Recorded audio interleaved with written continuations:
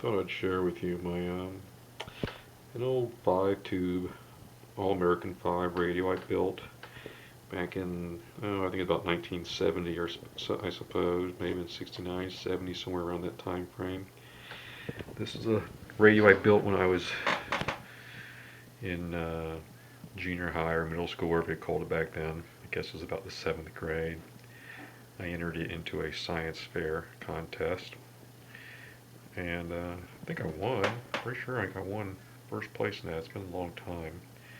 Anyway, I had this plus several other electronic devices. I think I had some transistor stuff, maybe a little AM one transistor transmitter, an intercom, some amplifiers, things like that, just demonstrating different electronic devices. This is your basic All-American 5. I did notice it only has one IF, and it has a IF coil here rather than the traditional transformer. I'm pretty sure I scavenged most of these parts out of old sets and probably copied a schematic I had found somewhere. It's really funny. You can see all the original super old dust on it. I hope that's showing up through. I never bothered to clean it.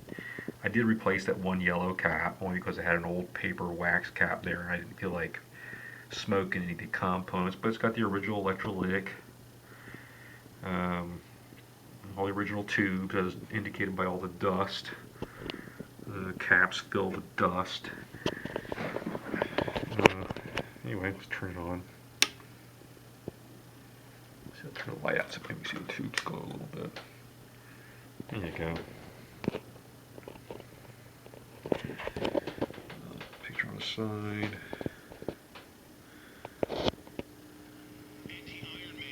There we go.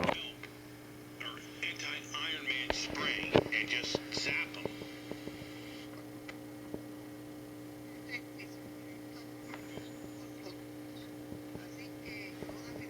Creo que este abogado va a necesitar mucha ayuda para que lo releven de este caso, porque como dice usted, estamos llevamos 25 días. Anyway, here we go with the old radio.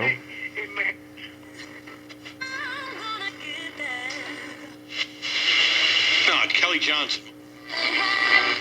Record. There's a lot of that buzzy stuff. I don't know where that comes from. So call us today for a free, no obligation. I get out in the boonies. I don't have that problem.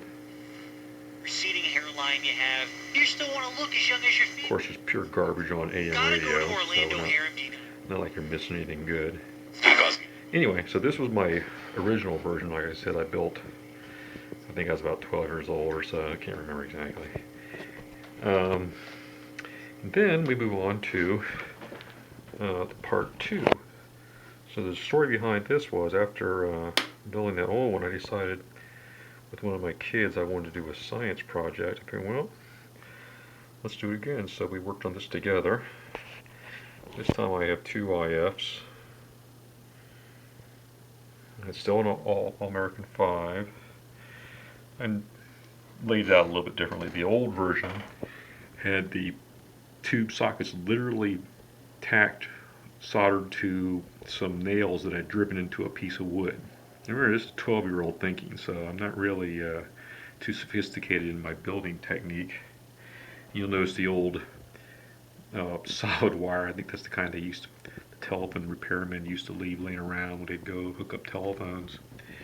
The new version, I use tube sockets mounted on standoffs. Tried to be a little bit neater of the insulating it, and some terminal strips for some of the component mounting. I've got a cover on the grill. That's to keep the thumb from puncturing the cone. Not much to it. Again, it's kind of the same deal. I had this one until recently. It was an AA6. I had a tuned RF section. This piece right here. And it was fitting right down in there. But unfortunately the radio slipped and fell off its spot. And it doinked up the capacitor. I had a triple gang capacitor that you need for the tuned RF section. So, because I didn't have that, since that was messed up and I couldn't get it right, I went ahead and converted it back to an AA5 and using just the standard dual variable cap, you know, the oscillator section, the tune section. It's got this, I don't know where I got this from, I think I just randomly tried different antenna coils, find out which one worked best with this particular setup. What I'm thinking about doing, I would like to do, is put a Fairlight rod coil on it with a pulley system so I could orient the antenna for best gain because of the directional aspect of the antennas. I think it might be fun. Anyway, let's turn this on. No controlled warm up there. That tube always lights up pretty brightly. I actually have a spot here for a fuse, which I'm clearly not using. Not that it really needs it. I probably should have built it with an isolation transformer, but whatever. Anyway, here we go. Representative of the people who send representatives. A legendary figure there at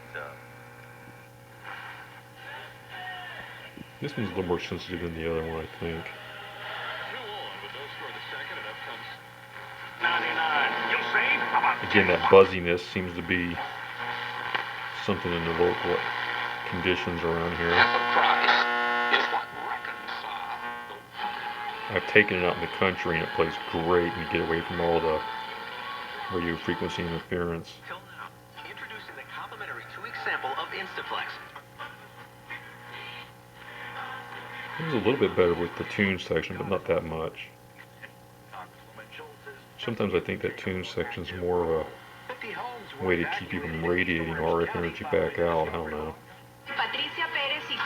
Get a lot of Spanish-speaking stations here in Florida, especially in upper band for some reason. There's some else there, but anyway.